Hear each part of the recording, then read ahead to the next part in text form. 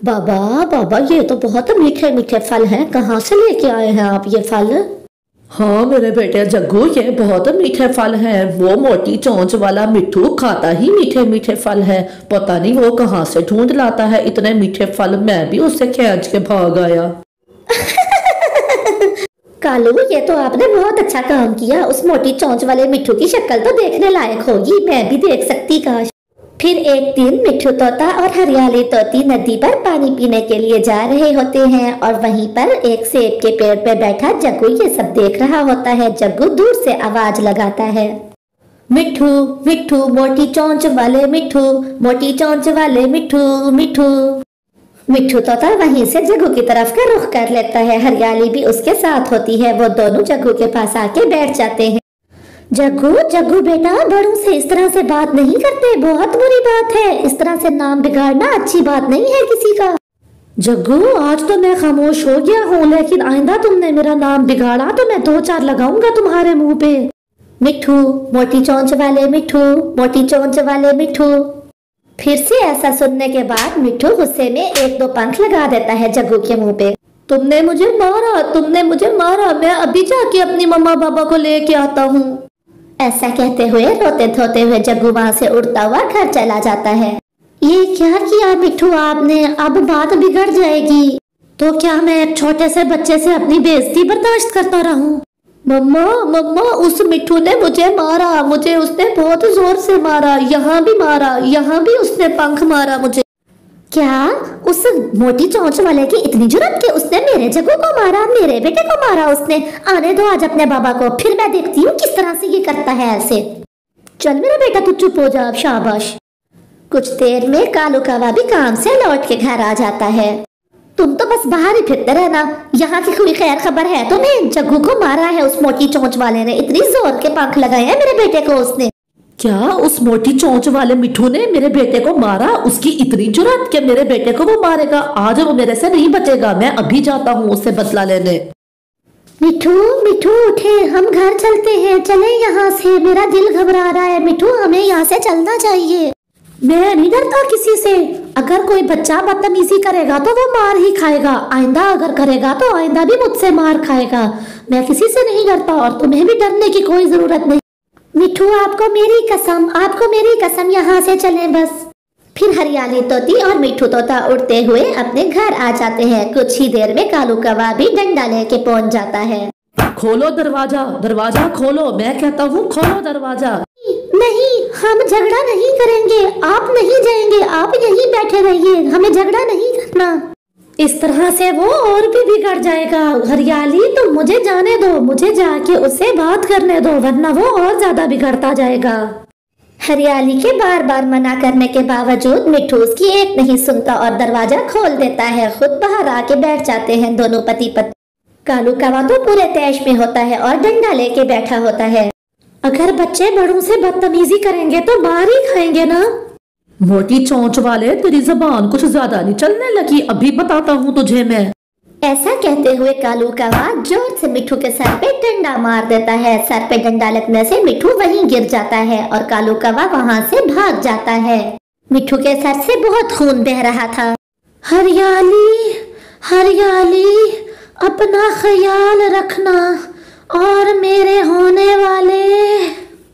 अभी मिट्ठू ने इतना ही कहा था कि उसकी आंखें बंद हो जाती हैं और वो हमेशा के लिए दुनिया छोड़ देता है। नहीं नहीं मिट्ठू, मिट्ठू आपको क्या हो गया? मिट्ठू आंखें खोले, आंखें खोले मिट्ठू। उसकी गूंज से और रोने की आवाजों से सभी पक्षी इकट्ठे हो जाते हैं। कुछ ही देर में चिड़िया कालू कौवे के घर आती है। तुमने उसे मार दिया दुष्ट कौवे, तुमने उसे मार दिया, अब तुम भी नहीं बचोगे, सभी पक्षी इकट्ठे होकर तुम्हारी जान ले लेंगे। इतना कह के चिड़िया वहाँ से रोते हुए चली जाती है। ये क्या किया तुमने कालू? अब क्या होगा? सभी पक्षी हमसे कितना डरते थे और हमारी कितनी इज्जत करते थे और हम कितने आराम से रह रहे थे, घर था, सब कुछ था, अब हमारा क्या होगा? ये सब तुम्हारे कारण हुआ है ना। तुम मुझे इतना तैश दिलाती और ना मैं उसके सिर पे जाके डंडा मारता। उसका डंडा मारने से मौत हो जाएगी, मैंने तो ये सोचा भी नहीं था।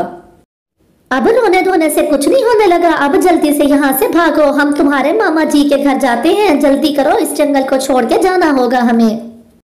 क्या कालू कौवा और उसका परिवार अपनी जान बचा पाएंगे और क्या हरियाली तोती के दुखों का कोई मदावा होगा? ये सब कुछ देखने के लिए इसके दूसरे पार्ट का इंतजार कीजिए। पूरे जंगल में भगदड़ मची थी। सभी जानवर और पक्षी अपनी अपनी जान बचाने में लगे थे। सभी ही भाग रहे थे क्योंकि जंगल में कहीं से कोई शेर आ निकला था जो सभी का ही शिकार कर रहा था। जानवर तो जानवर, पक्षी भी उसके गजब से बच न सकते थे। हाँ, अनाज और फलदार पौधों के पास बैठ जाता हूँ, जैसे ही कोई पक्षी आएगा पकड़ लूँगा। कालू भैया, गौरी बहन और मिठू भैया, कुछ न कुछ तो हमें करना ही होगा। जैसे बेचारी सोनी कवि अब विधवा हो गई, हमारे बच्चों की भी तो जान को खतरा है और हमारे भी। सोनी बहन, तुम फिक्र ना करो, मैं तुम्हारा जीजा नहीं, मैं तुम्हारा भाई हूँ। भाई, तुम मेरे घर में ही रहोगी अब से। बाकी रहा उस शेर का मसला, तो वो तो एक बड़ा मसला है। मैं भी सोच रहा हूँ कि अब क्या होगा। मेरी बहन तो विधवा हो गई, अब उसके पति तो वापस आने से रहे, लेकिन अब ये बताओ कि हम क्या करेंगे? भोजन कैसे ढूंढेंगे? ऊपर के पेड़ों पे तो अब फल रहे नहीं। सूखा दाना लेने के लिए या नीचे के पेड़ों से फल सब्जी लेने के लिए हमें नीचे उतरना होता है। हाँ, और नीचे जैसे ही उतरो वो शेर पकड़ लेता है। वो छुप के बैठता है झाड़ियों में, वो पक्षियों पे भी नजर रखता है। जैसे मेरे पति को उसने मार डाला, खा गया मेरे पति को, वो खा गया। उस शेर की दहशत तो जानवर पक्षियों पे भी इतनी थी कि अगर पक्षी कभी उड़ के जा रहे होते अपना दाना ढूंढने, जैसे ही सरसराहट होती तो वो ऊंचे पेड़ों में पत्तों के पीछे छुप जाया करते। इसी तरह से कुछ दिन बीत जाते हैं। अब ऊपर के पेड़ों पे बिल्कुल ही कुछ नहीं मिलता था। मम्मा मम्मा, मुझे कुछ ला दो, मुझे भूख लगी है। मम्मा, मुझे कुछ दो ना। जा जग्गू, चुप कर जा, तेरे पापा गए हैं ऊपर के पेड़ों पे, तो तुझे पता है कुछ अब मिलता ही नहीं, सब खत्म हो गया। नीचे वो शेर नहीं आने देता, चुप कर जा। भूख लगी है मम्मा, भूख लगी है, दाना दो। मम्मा, प्यारी मम्मा, मुझसे भूख और सहन नहीं होती, मुझे भोजन ला के दें, जहाँ से भी करें। हाँ मेरी बेटी, तुम सच कह रही हो, कल से भी तो तुमने कुछ नहीं खाया। जो दाना घर में था वो भी खत्म हो गया। मैं चाहती हूँ आप दरवाजा बंद कर लें। चिड़िया वहाँ से सीधा कालू कौवा और गौरी कवि के घर चली जाती है। कालू भैया, मैं भोजन की खोज के लिए जा रही हूँ, अगर कुछ मिला तो जग्गू के लिए भी ले आऊंगी, और अगर मैं ना लौटूं तो मेरी गुड़िया आपके पास अमानत है, उसका ख्याल रखना। बस इतना ही कह के पारो चिड़िया वहाँ से चली जाती है। वो भोजन की तलाश में बहुत दूर उड़ती है। दूर जाके उसे एक छोटा सा पौधा मिलता है जिसपे आम लगे हुए थे। पौधा यूं तो बहुत छोटा था लेकिन आमों से लदा हुआ था। चिड़िया जैसे ही आके बैठती है, पीछे से शेर झपट्टा मार लेता है। छोड़ दो, मुझे छोड़ दो, मेरी गुड़िया भूखी है, मुझे अपनी बच्ची के पास जाने दो, मुझे उसके लिए भोजन लेके जाने दो। मैं वैसे भी इतनी छोटी हूँ, तुम्हारा पेट नहीं भरेगा। यही छोटे पक्षी और जानवर तो मेरे हथे आते हैं, बड़े तो भाग जाते हैं। आखिर मैं बुढ़ा जो हो गया हूँ, तुम्हें छोड़ दिया तो मैं क्या खाऊंगा। दूसरी तरफ जंगल के उस इलाके के कुछ पक्षी डंडा लेके शेर का पीछा कर रहे होते हैं। वो जैसे ही शेर को देखते हैं, डंडों के साथ उस पर टूट पड़ते हैं। वो वार पे वार करते हैं। शेर भी होश होने वाला होता है और वो चिड़िया को छुड़वा के वहाँ से ले जाते हैं। चिड़िया अपने घर तो आ गई थी, लेकिन खौफ के कारण उसकी तबीयत खराब हो जाती है। मुझे माफ़ कर दें मम्मा, मुझे माफ़ कर दें, ना मैं आपको भोजन के लिए जिद करती और ना आपका ये हाल होता। खुद को दोष मत दो मेरी प्यारी बच्ची, भोजन तो आखिर लाना ही था, तुम्हारे लिए भी और अपने लिए भी। मेरी जान बच गई, यही भी बहुत है मेरी प्यारी बेटी। इसी तरह से कुछ दिन बीत जाते हैं और फिर एक सुबह तेज़ बारिश शुरू हो जाती है। बारिश तो 2 दिन तक जारी रहती है। बारिश इतनी तेज थी कि पक्षी अपने घरों से निकल भी नहीं सकते थे, लेकिन फिर भी क्या, आखिर भोजन तो खोज करना ही था ना। पक्षियों ने अपने बच्चों को जो खिलाना था। बस कौवा और रानो चिड़िया वहाँ से जाते हैं भोजन की खोज के लिए। वो बारिश में ही उड़े जा रहे होते हैं कि रास्ते में उसको शेर दिखाई देता है। तेज बारिश के कारण शेर बहुत बीमार हो गया था और वो चिल्ला रहा होता है। चिड़िया तुरंत उसके पास आ जाती है। शेर जी, आपको क्या हो गया? आपको तो बहुत तेज बुखार है। मैं भूखा हूँ और मुझे बुखार भी है और मेरे पास रहने की भी जगह नहीं। आप परेशान ना हो शेर जी, यहीं पर एक गुफा है, मैं आपको वहाँ छोड़ आती हूँ।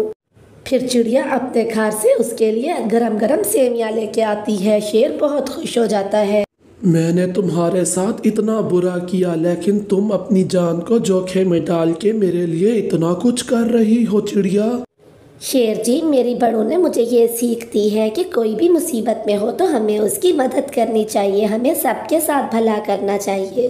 सिर्फ तुम ही हो चिड़िया जिसने मेरे बारे में ऐसा सोचा। बाकी जवान शेरों ने मुझे अपने जंगल से भी निकाल दिया। मेरे परिवार ने भी मेरा ख्याल नहीं किया, उन्होंने भी मेरी परवाह नहीं की और मैं अपना जंगल छोड़ के यहाँ आ गया। इसीलिए मैं वैशी बन गया और मैं सभी पक्षी और सभी जानवरों को खाने लगा, पकड़ने लगा। अगर ऐसी बात है तो शेर जी, आप हमारे महाराज क्यों नहीं बन जाते? हमें एक महाराज की ज़रूरत है। मैं ऐसा करती हूँ, आज ही पक्षियों से बात करती हूँ। आपको भी वचन देना होगा, आप एक अच्छे महाराज बन के जनता का ख्याल करेंगे और आप एक अच्छे शेर बन के रहेंगे। शेर को ये कहने के बाद चिड़िया वहाँ से उड़ती हुई चली जाती है। अगले दिन वो सभी ही पक्षियों को इकट्ठा करती है और उनसे बात करती है। इस तरह से पक्षियों, हमें एक अच्छे महाराज मिल जाएंगे और उनको एक जंगल मिल जाएगा, अपना घर मिल जाएगा। हाँ चिड़िया, कहती तो तुम ठीक हो। हमारे जंगल में कोई महाराज भी तो नहीं है, इसीलिए कोई ना कोई शिकारी जानवर आके हमारा शिकार करता रहता है और शिकारी पक्षी भी हमें बहुत तंग करते हैं। तो बस ठीक है, अगर शेर जी ये वचन देने को तैयार हैं कि वो हमारी रक्षा करेंगे तो मैं आज ही सभी जानवरों से बात करता हूँ। जानवर अगर मान जाएंगे तो सभी पक्षी भी मान जाएंगे। हम इन्हें आज ही महाराज बनाते हैं। सुबह हो जाती है। चिड़िया और कबूतर ने सभी जानवरों से बात कर ली थी। चिड़िया शेर के पास जाती है। उठे महाराज जी, सभी पक्षी और जानवर आपका इंतजार कर रहे हैं। क्या कहा महाराज? और मैं महाराज हूँ? चिड़िया, तुम्हारा ये एहसान मैं कभी नहीं भूलूंगा। फिर चिड़िया शेर को लेके वहाँ से चली जाती है और वहाँ आ जाती है जहाँ सभी जानवर इकट्ठे हुए थे। जानवर और पक्षी महाराज के इंतजार में इकट्ठे हुए थे एक जगह पर। बस फिर क्या था, चिड़िया और शेर भी पहुँच जाते हैं। उनमें से गाय बोलती है, महाराज जी, हम आपको महाराज बनाते हैं। महाराज की जय हो। लेकिन आपको भी वचन देना होगा, आप हम सब की रक्षा करेंगे और आप हमारा शिकार नहीं करेंगे। आप सभी ने मेरे लिए इतना किया है तो मैं भी वचन देता हूँ, मैं आप लोगों का शिकार कभी नहीं करूँगा और बाकी के शिकारी जानवरों और पक्षियों से भी आपकी हिफाजत करूँगा। आज से इस जंगल को और आप लोगों को कोई बुरी नज़र से नहीं देख सकेगा, ये मेरा वादा है। फिर सभी जानवर और पक्षी खुशी से महाराज की जय हो, महाराज की जय हो के नारे लगाने लगते हैं। जंगल में खुशहाली फिर से लौट आती है। सभी पक्षी और जंगल के जानवर खुशी खुशी और आज़ादी के साथ अपना भोजन ढूंढते और रहते थे। तो प्यारे बच्चों, हमें इस कहानी से ये सीख मिलती है कि बुराई को हमेशा अच्छाई से और प्यार से काटा जा सकता है। बुराई को कभी बुराई से नहीं मारा जा सकता। आपका धन्यवाद।